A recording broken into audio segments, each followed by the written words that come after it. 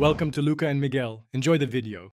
In this video, I will show how to set up Sli step by step.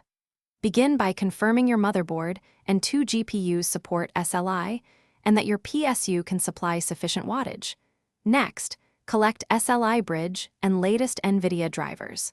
Finally, plan cooling and case airflow to avoid throttling during combined GPU rendering sessions. Start by powering down and unplugging your PC, then ground yourself to avoid static damage. Install both GPUs in the correct PCIe slots marked for multi-GPU use, attach the SLI bridge, and plug in all required 6/8-pin power connectors from the PSU.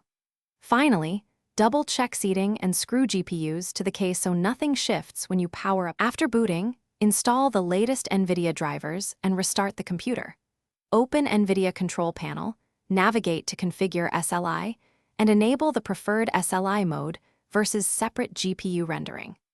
Adjust game settings as necessary and run a benchmark or representative game to validate scaling and monitor temperatures to ensure stable multi-GPU performance during heavy loads. Thanks for watching and please subscribe. It's the best investment you'll ever make.